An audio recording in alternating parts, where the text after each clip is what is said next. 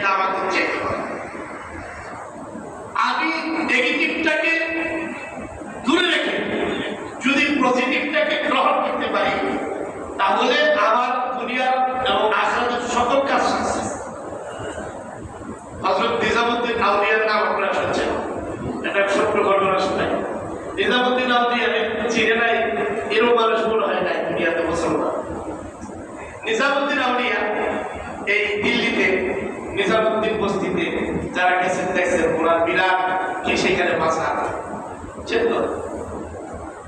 তো এই নিজামুদ্দিন আউলিয়া রাহমাতুল্লাহি আলাইহি উনি একবার খুব বেশি অসুস্থ হয়ে গেলেন, খুব বেশি মানে নেগেটিভ থেকে দূরে থেকে পজিটিভ কাজ করলে কি যে একটা ফায়দা হয় এটা বোঝার জন্য বলছি।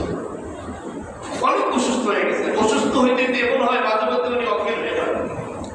তো আবার যখন ফিরে আসেন বসে আসেন ওনার ভক্তগুলি যা বলল হুজুর এক কাজ করি, সকল ডাক্তার তো দেখানো শেষ হইল, এখন একজন ডাক্তার আছে বা কবিরাজ আছে, এই ভদ্রলোক হিন্দু, তার একটা বিরাট সুনাম খ্যাতি আছে, সে যে রোগীকে চিকিৎসা করে কি হয়ে যায় ভালো হয়ে যায়। তো আপনি যদি অনুমতি দেন তাহলে আপনার আবার যখন অসুস্থ হইবেন আমরা আপনাকে তার কাছে নিয়ে যাবো।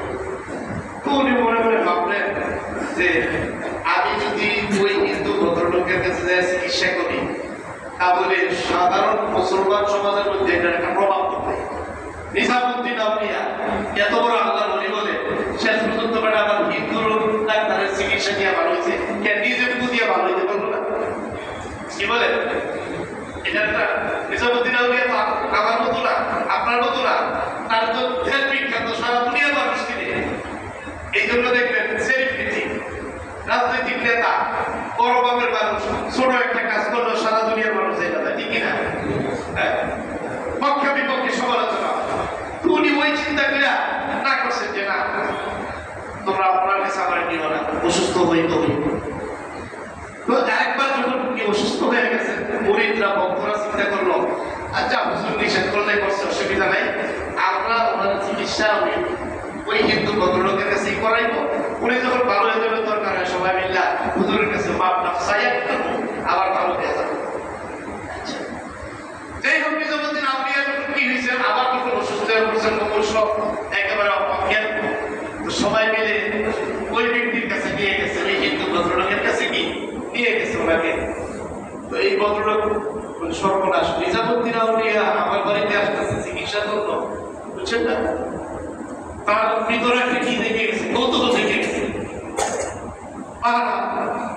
ওই ভদ্রলোক চিকিৎসা করছে, নিজামুদ্দিন আউলিয়া আল্লাহর কি মেহেরবানি উনি সুস্থ হয়ে গেছে।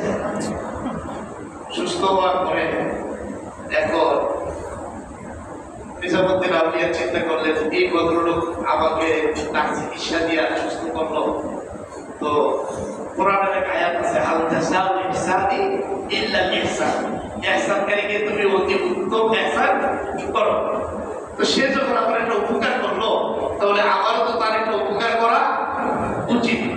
এবং সে কি এমন জিনিস হাসিল করলো যে রোগীকে ধরার সাথে সাথে দেখার সাথে সাথে কি হয়ে যায় ভালো হয়ে যায়, এটাও আমার জানা দরকার। উনি ওই ব্যক্তিকে